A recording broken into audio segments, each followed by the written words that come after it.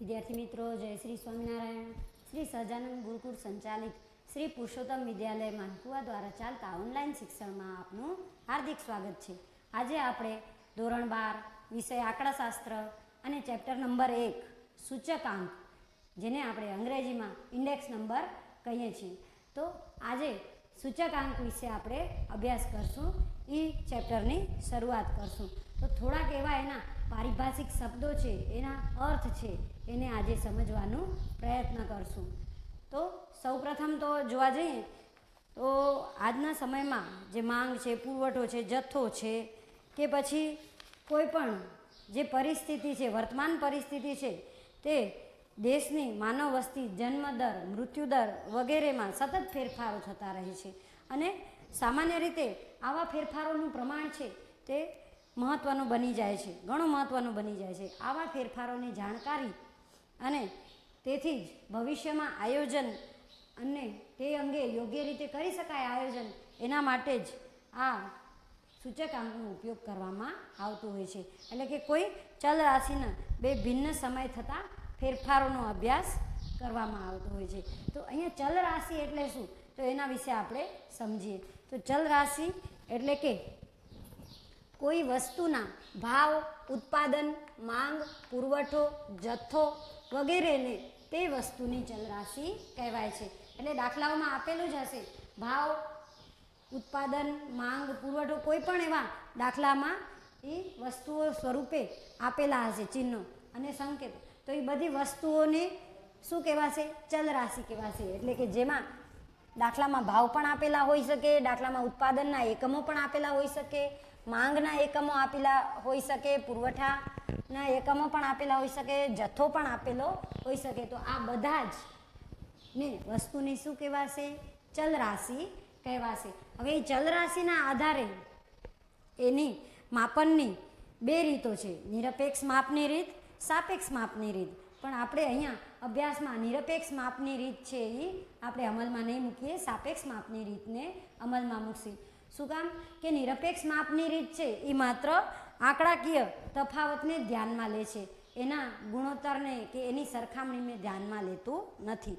એટલે કે ઉદાહરણ લઈએ તો ઘઉંના ભાવ છે એ 24 રૂપિયામાંથી વધીને 30 રૂપિયા થઈ જાય તો એનામાં તફાવત કેટલું સર્જાણું? 6 રૂપિયા। હવે એ 6 રૂપિયાનો વધારો થયો છે એમ અહીંયા જોવા મળે છે। તેથી જ બીજું ઉદાહરણ લઈએ કે ચોખાના ભાવ છે, ચોખાના ભાવમાં 6 રૂપિયાનો વધારો થયો, તો આ બે વસ્તુઓમાં વધારો થાય છે, ઘઉં અને ચોખામાં, પણ એ વધારો સરખું છે, 6 રૂપિયાનો જ બેમાં વધારો થયો છે, તફાવત 6 રૂપિયાનો જ દેખાય છે, પણ એ તફાવત છે એ ખરી રીતે સાચું છે એના માપન માટે નિરપેક્ષ માપની રીત ઉપયોગી નથી।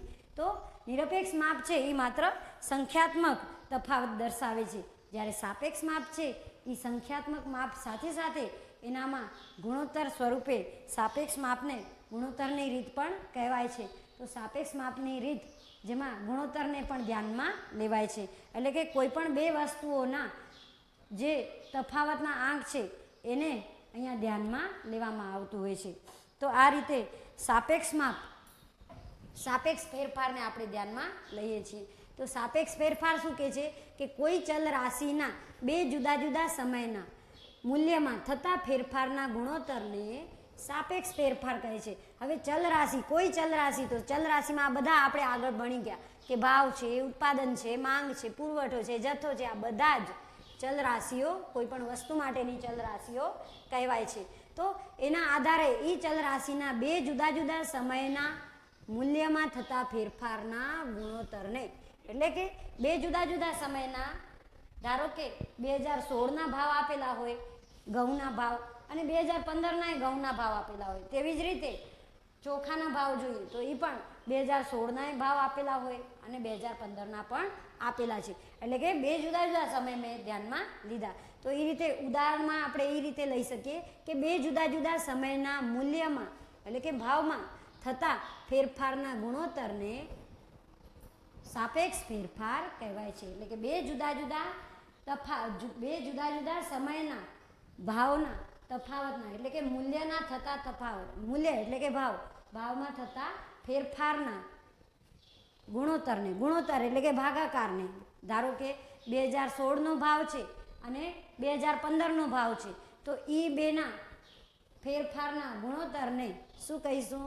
સાપેક્ષ ફેરફાર કહીશું. ગુણોત્તર એટલે કે ભાગાકાર. એ બે સમયના જે ભાવ છે એનો ભાગાકાર, જેને આપણે સાપેક્ષ ફેરફાર કહીશું આપણી ભાષામાં સમજીએ તો. તો અહીંયા સાપેક્ષ ફેરફાર એટલે કે કોઈ ચલ રાશિના બે જુદા જુદા સમયના મૂલ્યમાં થતા ફેરફારના ગુણોત્તરને સાપેક્ષ ફેરફાર કહેવાય છે એ કહે છે. હવે ભાવનો સૂચકાંક જોઈએ. સાપેક્ષ ફેરફારના આધારે હવેના ભાવનો સૂચકાંક આવશે. જથ્થાનો સૂચકાંક છે અને સૂચકાંક છે.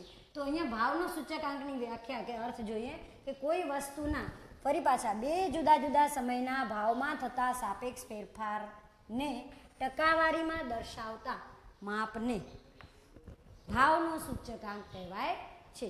અહીંયા આપણે શું લીધું હતું?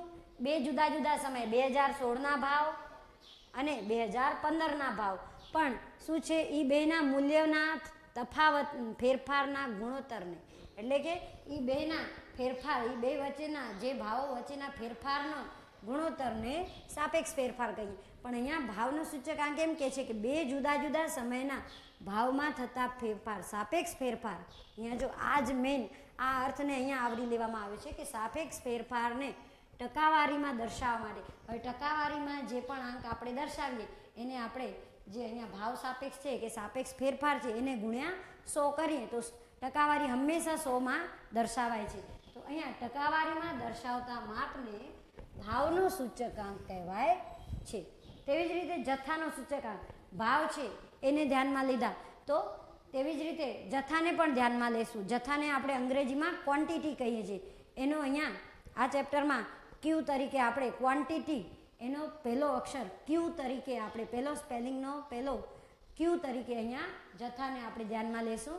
તેવી જ રીતે ભાવ સાપેક્ષમાં ભાવ એટલે કે અંગ્રેજીમાં એને પ્રાઇઝ કહીએ છીએ, પ્રાઇઝ.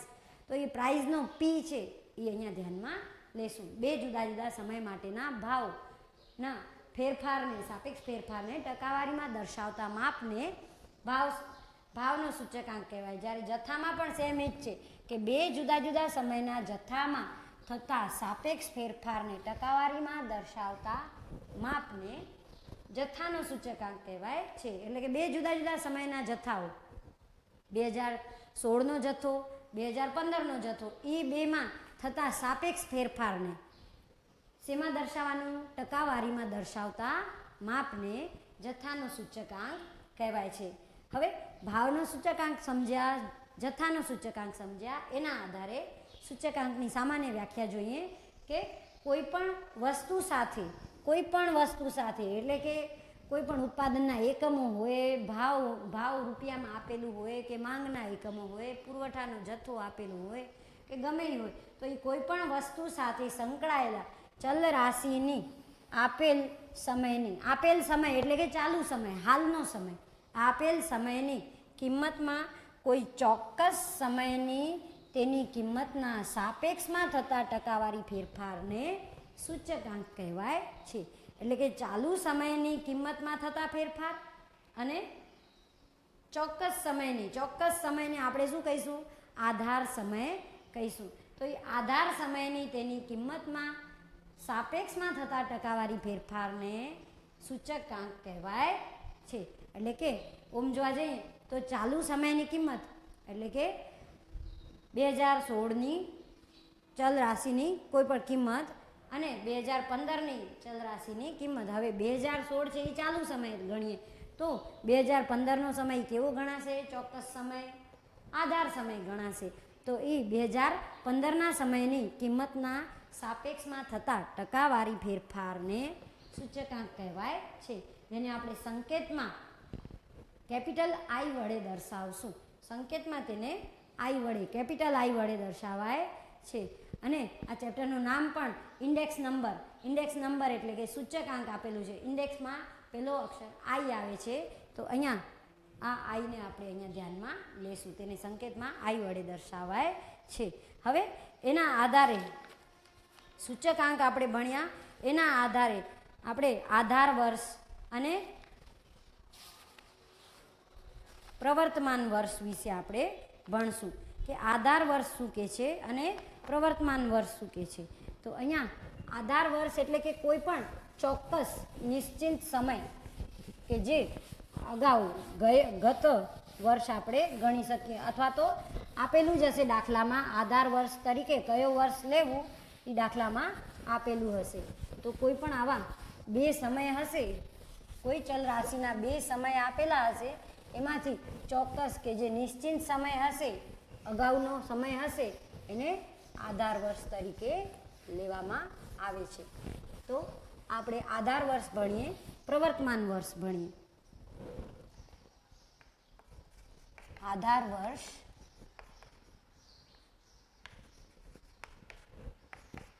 પ્રવર્તમાન વર્ષ. હવે આધાર વર્ષ શું કહે છે? તો મેં તમને હમણાં જ કીધું કે કોઈ પણ ચલ રાશિના વસ્તુના, જ્યારે કોઈ વસ્તુના ભાવમાં થતા ફેરફારને ભૂતકાળના કોઈ નિશ્ચિત ભાવ સાથે, નિશ્ચિત વર્ષના તે જ ભાવ સાથે સરખાવવામાં આવે ત્યારે તે નિશ્ચિત વર્ષને આધાર વર્ષ કહે છે. અહીંયા મેન શબ્દ ભૂતકાળના કોઈ નિશ્ચિત સમય,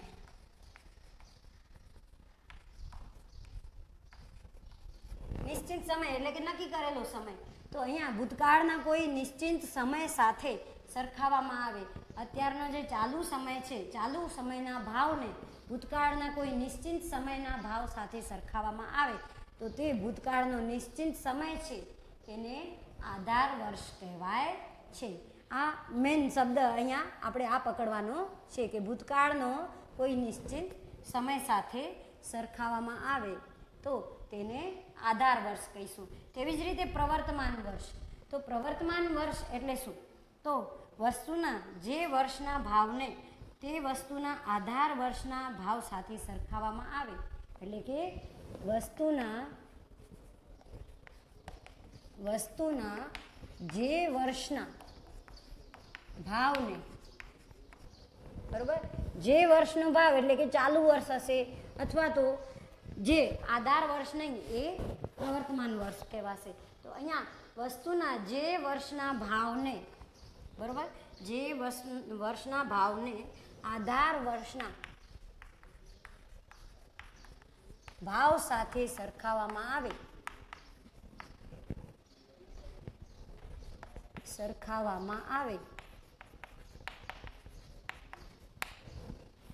તો તે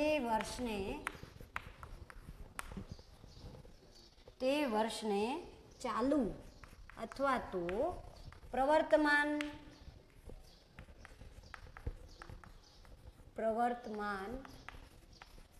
વર્ષ કહેવાય છે. તો અહીંયા આપણે જે વસ્તુનો જે વર્ષના ભાવને આધાર વર્ષના ભાવ સાથે સરખાવીએ છીએ તો તે વર્ષને આધાર વર્ષ ન હોય અને એના સિવાયનો જે વર્ષ છે તે વર્ષને આપણે ચાલુ અથવા પ્રવર્તમાન વર્ષ કહીશું. આ બધા પારિભાષિક શબ્દો, પારિભાષિક અર્થ છે, એના આધારે આપણે દાખલામાં ખૂબ જ મદદ થઈ જશે. તો અહીંયા પ્રવર્તમાન વર્ષ કે જેને ચાલુ વર્ષ કહેવાય છે. હમણાં જ મેં તમને ઉદાહરણ દીધું કે ઘઉંના ભાવ અને ચોખાના ભાવ, જેમાં ઘઉંના ભાવ છે એમાં 2016ના ભાવ, 2015ના ભાવ. તો 2016ના ભાવ છે એ શું કહેવાશે? પ્રવર્તમાન વર્ષ કહેવાશે. અને એનાથી ભૂતકાળના 2015ના ભાવ છે ઘઉંના, એ શું કહેવાશે? આધાર વર્ષ કહેવાશે. તેવી જ રીતે ચોખાના ભાવ લઈએ, ચોખાનો જથ્થો લઈએ, તો ચોખાનો જથ્થો 100 એકમોનો હોય, ચોખાનો જથ્થો 100 કિલોગ્રામનો હોય, તો એ 2017નો ચોખાનો જથ્થો 100 કિલોગ્રામ હોય અને 2016નો ચોખાનો જથ્થો 50 કિલોગ્રામ હોય. તો અહીંયા જથ્થો છે 50 કિલોગ્રામ, 2016નો જથ્થો એ આધાર વર્ષનો જથ્થો કહેવાશે. જ્યારે પ્રવર્તમાન વર્ષનો જથ્થો શું કહેવાશે? 2017નો 100 કિલોગ્રામ છે એ પ્રવર્તમાન વર્ષ કે ચાલુ વર્ષનો જથ્થો કહેવાશે. તો આ મેન અહીંયા આપણે આ બાબત ખાસ ધ્યાનમાં રાખવાની છે કે ભૂતકાળના કોઈ સમયને, નિશ્ચિત સમયને આધાર વર્ષ કહેવાય, જ્યારે ચાલુ સમયને કે તે વર્ષને પ્રવર્તમાન સમય કે ચાલુ વર્ષ કહેવાય છે. હવે આ બેના આધારે આપણે સમૂહનો સામાન્ય સૂચકાંક, સમજીએ. તો સમૂહનો સામાન્ય સૂચકાંક શું કહે છે?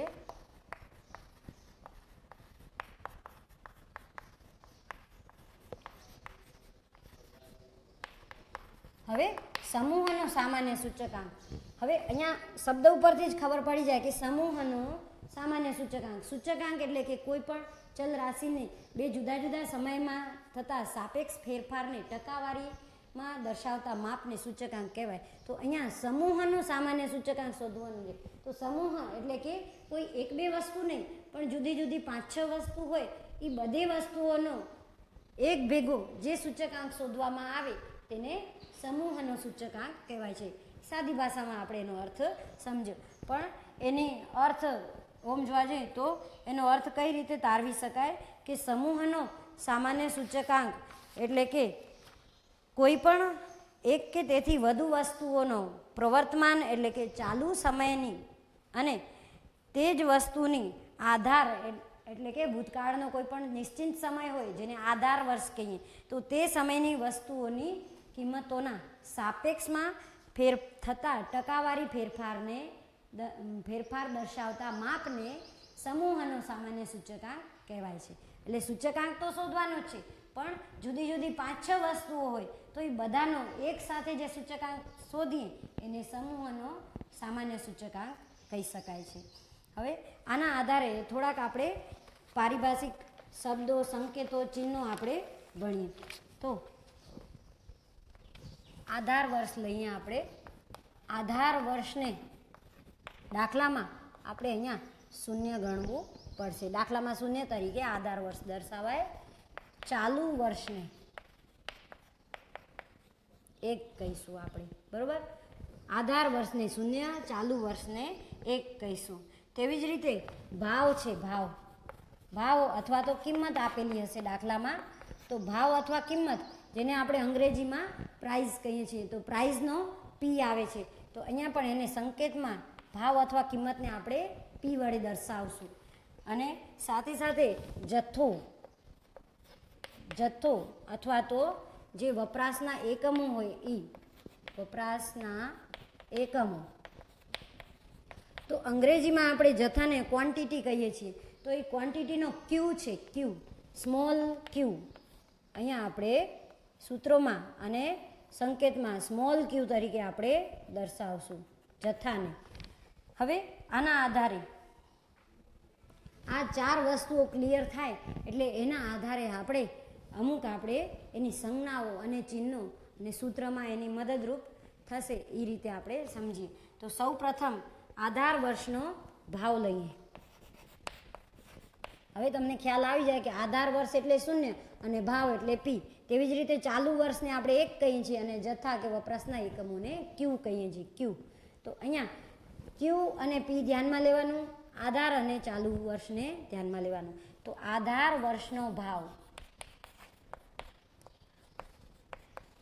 આધાર વર્ષનો ભાવ એટલે કે ભાવ એટલે શું? પી, અને આધાર એટલે 0 લઈએ છીએ. તો આને આપણે સંકેતમાં P0 કહીશું. તેવી જ રીતે આધાર વર્ષનો જથ્થો,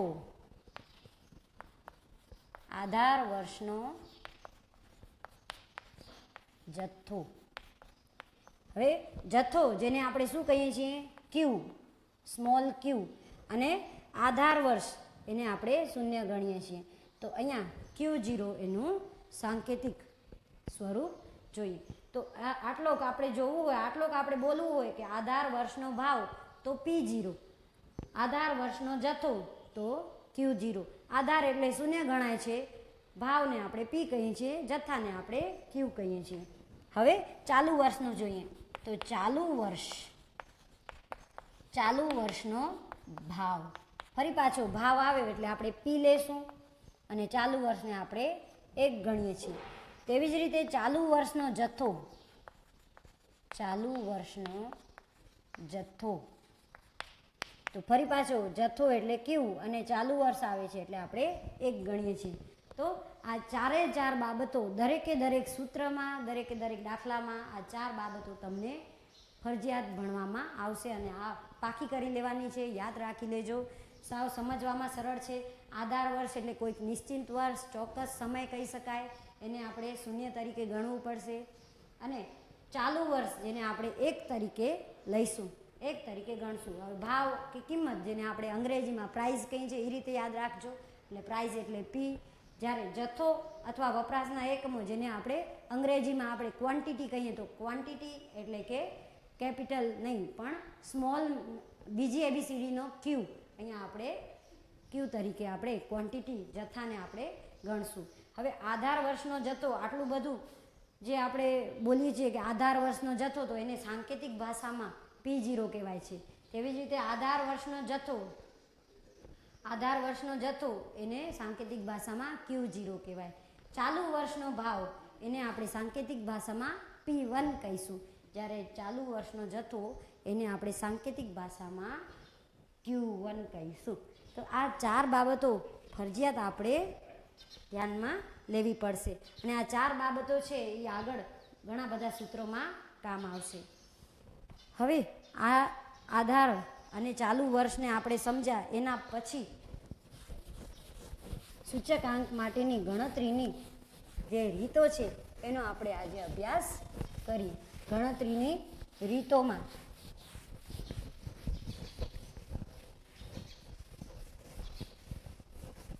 પહેલી રીત આવે છે સૂચકાંકના માપનની રીતો.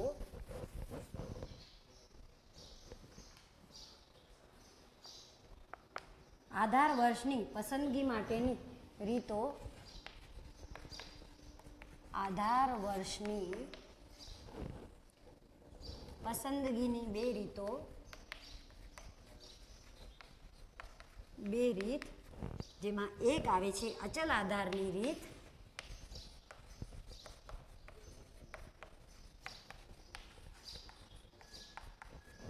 અને બીજી આવે છે પરંપરિત આધારની રીત. આ બે રીતો આધાર વર્ષની પસંદગીની બે રીતો ગણી શકાય છે. તેમાં અચલ આધારની રીતે આપણે સૂચકાંક શોધવો હોય તો સૂત્ર કયું આવશે કે પરંપરિત આધારની રીતે સૂચકાંક શોધવું હોય તો કયું સૂત્ર આવશે. આ બે રીતે આધાર વર્ષની પસંદગીની બે રીતે આપણે સૂચકાંક શોધવાના આવશે. તો જેમાં સૌપ્રથમ આધાર વર્ષની રીતે સૂચકાંકની ગણતરી કરવી હોય તો સૌપ્રથમ સૂત્રમાં આવશે અચલ આધારે સૂચકાંક. અચલ આધારે સૂચકાંક બરાબર. હવે અચલ આધારે સૂચકાંક એટલે કે આધાર વર્ષની રીતે આપણે આધાર વર્ષની પસંદગીની બે રીતો જેમાં પહેલી રીત અચલ આધારે સૂચકાંકમાં ચાલુ વર્ષના ભાવ અથવા તો ચાલુ વર્ષની કિંમત ભાગ્યા ચાલુ વર્ષની કિંમત એની જે નિશ્ચિત કિંમત જે ભૂતકાળની કિંમત હતી જેને આપણે ભાગ્યામાં આધાર વર્ષની કિંમત કે આધાર વર્ષના ભાવને ધ્યાનમાં લેશું. તો અહીંયા ચાલુ વર્ષની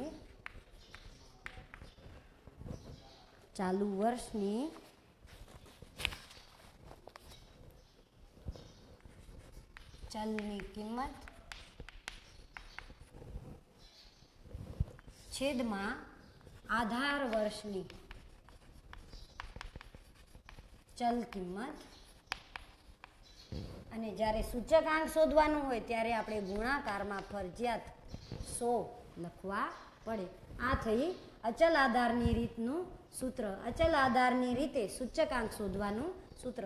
હવે પરંપરિત આધારની રીતે સૂચકાંકનું સૂત્ર જોઈએ તો પરંપરિત આધારે સૂચકાંક બરાબર અંશમાં સેમ બે સૂત્રમાં અંશ સેમ આવશે કે ચાલુ વર્ષની ચલ કિંમત ભાગ્યા ચાલુ વર્ષના અગાઉના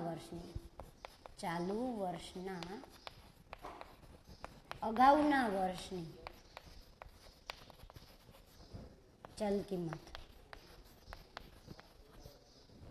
ગુણ્યા 100 એટલે કે ચાલુ વર્ષની અગાઉના વર્ષની ચલ કિંમત એટલે કે આ થઈ પરંપરિત આધારે સૂચકાંક. આ નહીં લખો અને માત્ર આટલું લખશો કે અગાઉના વર્ષની ચલ કિંમત તો પણ ચાલશે. અને આ તો માત્ર સમજૂતી ખાતે બોલું છું કે ચાલુ વર્ષની અગાઉના વર્ષની ચલ કિંમત જેને આપણે છેદમાં મૂકશું. તો આ બે સૂત્ર અને સૂચકાંક શોધવું છે એટલે આપણે ફરજિયાત ગુણાકારમાં 100 તો મૂકવા જ પડે. તો આ રીતે બે રીતે આગળ દાખલાઓ આપણે ભણશું. અને આ બે રીતને આધારે અચલ આધારની રીતે સૂચકાંક ગણો કે પરંપરિત આધારની રીતે સૂચકાંક ગણો એમ કીધું હોય ત્યારે આ બે સૂત્રો અલગ અલગ ગણી અને આપણે દરેકે દરેક વર્ષના સૂચકાંકની ગણતરી દાખલાઓમાં ગણવી પડશે. તો ફરીથી સમજાવી દઉં કે આ સૂત્ર કઈ રીતે બને છે કે અચલ આધારે સૂચકાંકની રીત હોય અને અંશ બેમાં સરખા ચાલુ વર્ષની ચલની કિંમત છેદમાં આધાર વર્ષની ચલની કિંમત એટલે કે કોઈ પણ નિશ્ચિત સમયની ચલની કિંમત એટલે કે ભૂતકાળના વર્ષની ચલની કિંમત ગુણ્યા 100. તેવી જ રીતે પરંપરિત આધારની રીત પૂછી હોય તો પરંપરિત આધારે સૂચકાંક એટલે આપણે ગુણ્યા 100 તો ફરજિયાત કરવા પડે. અને સાથે સાથે પરંપરિત આધારની રીતમાં અંશ બેમાં સરખા ચાલુ વર્ષની ચલની કિંમત ભાગ્યા ચાલુ વર્ષની અગાઉના વર્ષની ચલ કિંમત અથવા તો આટલું લખશો કે અગાઉના વર્ષની ચલની કિંમત તો પણ ચાલશે. અને આ સૂત્રમાં અગાઉનું વર્ષ હવે ધારો કે 2016ની ચલની કિંમત છે તો ભાગ્યા 2015ની ચલની કિંમત અહીંયા લખાશે ગુણ્યા 100 કરાય એટલે પરંપરિત આધારે સૂચકાંક મળી રહે. તેવી જ રીતે અહીંયા 2016ના વર્ષની ચલ કિંમત લખાય અને આધાર વર્ષ ધારો કે 2008 હોય તો અહીંયા 2008ના વર્ષની ચલની કિંમત લખવાની ગુણ્યા 100 કરવાના. એટલે આધાર વર્ષ એટલે કે ભૂતકાળનું વર્ષ નિશ્ચિત સમય, જ્યારે અગાઉનો વર્ષ એટલે કે જે ચાલુ વર્ષ છે એની આગળનો પહેલાંનો વર્ષ જેને અગાઉનો વર્ષ કહેવાય. તો અહીંયા આપણે થોડા પારિભાષિક શબ્દો ભણ્યા અને આ બે સૂત્રો અચલ આધારની રીત અને પરંપરિત આધારની રીતે આપણે સૂત્રો જોયા. હવે થોડુંક હોમવર્ક આપણે જોઈ લઈએ. તો હોમવર્ક પણ આ જે પારિભાષિક શબ્દો છે એ તમારે ફરજિયાત પાકા કરવાના છે. એક વાક્યમાં નાના એક વાક્યના એક પ્રશ્નમાં આપણે આ પારિભાષિક શબ્દો છે કે અર્થ છે એ પૂછાતા હોય છે. અને આ ચેપ્ટર છે એ પણ 12 માર્ક્સનું પૂછાય છે, જેમાં વિકલ્પવાળો એક પ્રશ્ન એક વાક્યવાળો, 2 માર્કનો એક પ્રશ્ન, 3 માર્કનો એક પ્રશ્ન અને 5 માર્કનો એક દાખલો પૂછાતો હોય છે. તો 5 માર્કનો દાખલો, 3 માર્કનો દાખલો અથવા પ્રશ્ન થિયરી પણ પૂછી શકે, 2 માર્કનો પણ દાખલો અથવા પ્રશ્ન થિયરી તરીકે પૂછાતો હોય છે અને એક વાક્યનો પ્રશ્ન અથવા સૂત્ર તરીકે પણ પૂછાતો હોય છે અને એક વિકલ્પ પૂછાય છે. તો એ રીતે આ સૂચકાંક ચેપ્ટર છે એ 12 ગુણનો બોર્ડમાં પૂછાય છે. હવે હોમવર્કમાં સૂચકાંક એટલે શું,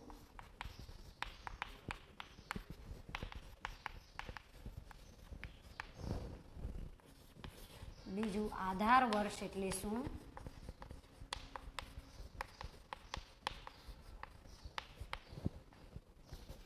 ત્રીજું પ્રવર્તમાન વર્ષ એટલે શું,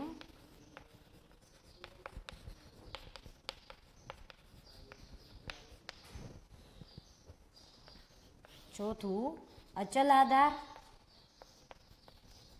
અને પરંપરિત આધારના પરંપરિત આધારની આધારે સૂચકાંકના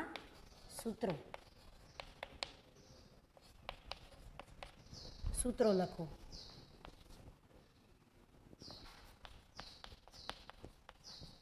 આ 4 પ્રશ્ન અને સૂત્ર આપણે હોમવર્કમાં કરવાના છે. ફરી પાછા આપણે નવા વિડીયો અને નવા ટોપિક સાથે મળશું. આ ચેનલને લાઈક કરજો, શેર કરજો અને સબસ્ક્રાઈબ કરજો. ત્યાં સુધી સર્વેને જય શ્રી સ્વામિનારાયણ.